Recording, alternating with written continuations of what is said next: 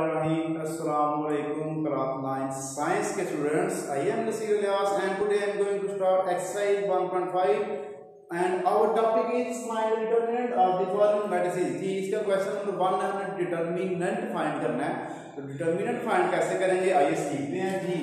तो B matrix हमें उसने दिया हुआ है क्वेश्चन में, तो इसको आपने पहले डिटर्मिनेंट की शेप में लिख लेना. दोनों पे एक डिग्री आपने सीधी लाइन बनानी है. डिटर्मिनेंट को हमेशा सीधी लाइन में ड्रा किया जाता है. अब आप क्या करेंगे, इनको क्रॉस मल्टीप्लाई करेंगे. 1 मल्टीप्लाई -2 दरमियान में भी माइनस का आता है 2 मल्टीप्लाई 3 जी. अब जो प्रिंसिपल डायगोनल ना हमेशा आपने ये पहले ही लिखी होती है और जो नॉन प्रिंसिपल डायगोनल वाली है उसको आपने दूसरे नंबर पे लिखना होता है. अगर आप 2 मल्टीप्लाई 3 पहले कर दे और 1 मल्टीप्लाई -2 बाद में लिख दे तो आपका आंसर टोटली गलत हो जाएगा जी. यहाँ पर आपने नोट करना जरूर जी. उसके बाद 2 1 2 साथ माइनस -2 आ जाएगा. इसका भी माइनस आ गया. 2 3 6 तो 2 और 6 माइनस प्लस हो गया तो साइन जो आपका माइनस का ही आएगा. तो ये इसका हमारे पास आंसर आ गया. इसके चार क्वेश्चन एक मैंने करवा दिया, 3 बिल्कुल सेम ऐसा ही है वो आप करेंगे. अब आइए अगले क्वेश्चन की तरफ.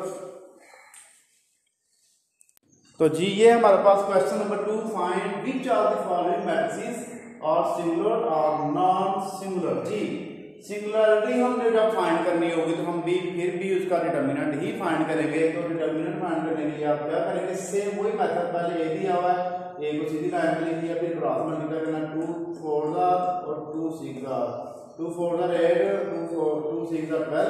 तो 12 में से 8 माइनस करना तो -4 इसका आंसर आ जाएगा.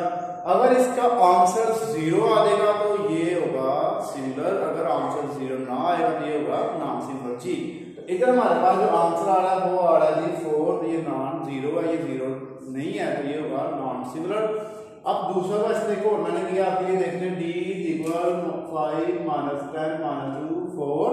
तो इसको फिर डिटर्मिनेंट की शेप में लिख दिया, क्रॉस मल्टीप्लाई करना. 4 × 5 दरमियान माइनस -10 × -2 इन दोनों को ब्रैकेट में आप लिखना है. 5 × 20 -10 2 × 20 20 में 20 माइनस का दे तो 0 आंसर आ गया जी. इसका 0 आंसर आएगा तो ये हमारे पास क्या होगी जी सिंगुलर जी.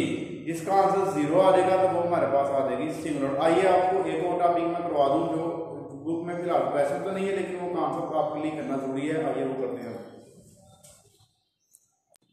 तो जी बच्चों, how to find adjoint. Adjoint हम कैसे फाइंड करेंगे, देखें आपने इसके साथ लिखना है ए डी जे. एडजॉइंट इसका ए का बी का सी का जिसका भी होगा वो आपने लिख लेना है. उसके बाद बस छोटा सा काम आपने क्या करना है कि जो प्रिंसिपल डायगोनल वाली वैल्यूज होंगी ये वाली, इन दोनों की जगह चेंज करते हैं. आप ए ऊपर ले जाएं और सामने ले आए और इनके साइन चेंज कर देना. प्रिंसिपल ये हो गया +4 और ये हो गया -4. तो ये हमारे पास क्या आ गया जी एडजॉइंट आ गया. तो अगला क्वेश्चन जो है हमारा हुआ इनवर्स वाला, उसमें हम एडजॉइंट भी फाइंड करेंगे और डिटर्मिनेंट भी फाइंड करेंगे. दोनों को डिवाइड करेंगे फिर आंसर आएगा. तो इसलिए मैंने आपको ये टॉपिक भी करवा दिया है. तो उम्मीद करता हूँ आपको सही तरह समझ आई होगी. अब करते हैं जी अगला क्वेश्चन. करते हैं जी अगला टॉपिक हमारा how to find inverse. Inverse find करना हमने सिंपल पहले, क्योंकि ये आपको याद है 2 नंबर का शॉर्ट क्वेश्चन में आ सकता है. तो पहले हम ये करेंगे. इसमें देखें if a = 2 2 6 7 then find a - 1. तो ये जो a - 1 है ना, हम इसको कहते हैं कि a इनवर्स है. ये देखिए ये किसका इनवर्स है, a का इनवर्स है ये. ठीक है, इसको आपने ऐसे पढ़ना a इनवर्स जी. a इनवर्स का फार्मूला है a b c d कुछ भी आ सकता है. तो एडजॉइंट है a ऊपर और डिटर्मिनेंट नीचे. सबसे पहले हम इसका डिटर्मिनेंट फाइंड करेंगे. डिटर्मिनेंट के लिए सेम वही हमारे पास मेथड है 2 2 6 7. इसको आप सीधी लाइन में लिख लें. उसके बाद 2 × 7 -6 × 2 2 7 14 -6 2 12. 14 में से 12 माइनस करते हमारे पास क्या आंसर आ गया जी 2 आंसर आ गया. तो अब हम करेंगे इसका एडजॉइंट. उसके बाद फिर हम जो है ना वो करेंगे इसका इनवर्स फाइंड करेंगे. तो पहले आप इसका एडजॉइंट फाइंड कर लें. तो एडजॉइंट के लिए हम क्या करते हैं कि इन दोनों के जो है ना प्रिंसिपल डायगोनल की जगह चेंज कर देते हैं. ये की जगह चेंज हो गई और बाकी दोनों के साइन चेंज हो गई. ये दोनों के साइन प्लस तो ये माइनस हो गए.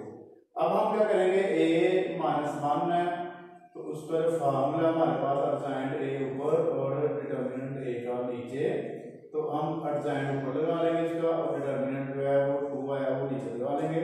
-7 -2 -6 और जो 2 है वो हम लिखेंगे इधर। अब हम इसको डिवाइड कर देंगे तीनों में बड़ी बड़ी, 7 divided by 2 -2 divided by 2 -6 divided by 2 2 divided by 2 जी। तो अब इसकी कटिंग हो रही होगी तो कर देंगे, वरना नहीं। इसकी कटिंग नहीं हो रही है, 2 1 2 -1 आ गया, 2 3 6 -3 हो गया, 2 1 2। तो ये हमारे पास जो है इसका आंसर आ गया। तो इनवर्स जब भी आपने फाइंड करना होगा तो आपने इसी मेथड से फाइंड करना है। तो अगर इसका आंसर 0 आ जाएगा तो फिर सबसे पहले आपने डिटर्मिनेंट फाइंड करना। अगर आंसर 0 आ गया तो ये नॉट पॉसिबल होगा, ये आगे सॉल्व नहीं होगा। अगर आंसर इसका यानी कि 0 ना आए, ये नॉन सिंगुलर हो, तो फिर आपने इसको आगे सॉल्व कर लेना है। तो जी इंशाल्लाह अगले लेक्चर में मुलाकात होगी, तब तक के लिए अल्लाह हाफिज़, जज़ाकल्लाह।